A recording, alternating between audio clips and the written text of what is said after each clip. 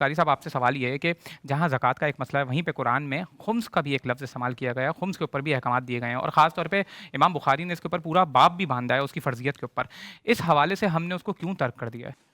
دوسری بات یہ کہ جو آپ نے سوال کیا کہ یہ بالکل اللہ کے رسول کی طرف سے اور بلکہ اللہ کی طرف سے انا للہ خمسہ وللرسول،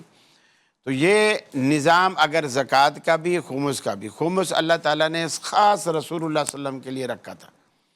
اور جو بھی مال حاصل ہوتا، جنگوں سے حاصل ہوتا آپ سب سے پہلے اس میں سے خمس نکالا جاتا۔ میں سمجھتا ہوں یہ اللہ تعالیٰ نے آپ کی معاشی بہتری کے لیے ایک سسٹم رکھا تھا۔ آپ بھی لیتے، چونکہ آپ زکوٰۃ نہیں لیتے تھے، باقی چیزیں نہیں لیتے تھے، صدقات خیرات نہیں لیتے تھے، اور سارے کام دین کے آپ سے اللہ تعالیٰ لیتا تھا، اور آپ کوئی پھر دنیاوی امور میں دیگر کام بھی نہیں کر سکتے تھے، اسی میں زیادہ مصروف ہو جاتے تھے، چونکہ مسجد کی امامت بھی آپ کے پاس تھی، خطابت آپ کے پاس تھی، اقتدار آپ کے پاس تھا، قاضی القضات کا بڑا عہدہ آپ کے پاس تھا، چونکہ سب سے بڑی عدالتی اسلامی آپ تھے،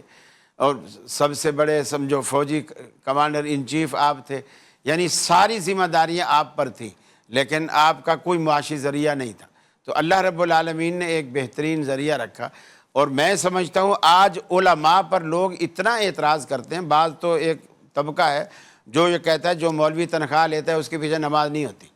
وہ اس کے اللہ پیچھے جمعہ نہیں پڑھتے، بھی مولوی کھائیں کہاں سے کہ جی یہ تو دین کا کام ہے، نماز تو اس پر فرض تھی، نماز اس نے پڑھنی تھی، تو یہ پیسے کیوں لے رہے؟ میرے اوپر نماز فرض ہے، لیکن یہ فرض نہیں کہ میں نے رحمانیہ مسجد میں ہی پڑھنی ہے۔ نماز فرض ہے، لیکن یہ نہیں کہ میں نے اس مسجد میں پڑھنی ہے۔ میں جہاں بھی اپنا سفر کر رہا ہوں، ٹھیلا لگا رہا ہوں، دکان چلا رہا ہوں، جہاں بھی ہوں، ٹائم ہوا میں نے وہاں نماز پڑھ لی، لیکن وہ تو مجھے بھلے میں سارا سال نماز پڑھوں، کوئی مجھے تنخواہ نہیں دے گا۔ یہ جو پابندی اس پر لگائی ہے، تو نے نماز کہیں بھی ہو یہاں پڑھنی ہے، یہ سارا سسٹم کر،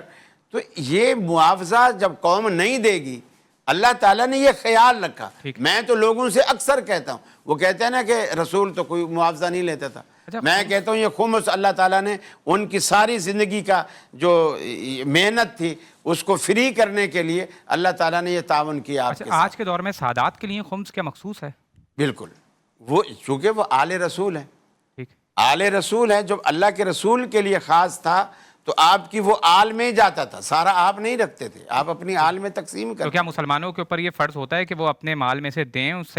سید یعنی سادات کو؟ بلکہ آج تو مانگنے والے کہتے ہی ہیں ہم سید ہیں تاکہ ہم کو زیادہ دیں، اور یہ الٹ نظام ہو گیا۔ اللہ کے رسول کہتے ہیں سید کو خیرات صدقات زکوٰۃ نہ دو، یہاں مانگنے والے آ کے کہتے ہیں ہم سید ہیں اللہ تاکہ یہ ہمیں زیادہ دے گا آل رسول سمجھ کے۔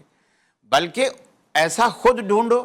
خود تلاش کرو آل رسول کو، ان کا احترام کرو، اور یہ چیزیں خود مہیا کرو، کیا کہنے مانگنا ہی نہ پڑے گا۔ ہمارے ہاں نظام ہی ایسا بن گیا ہے کہ لاؤ دو۔ صحابہ ڈھونڈا کرتے تھے،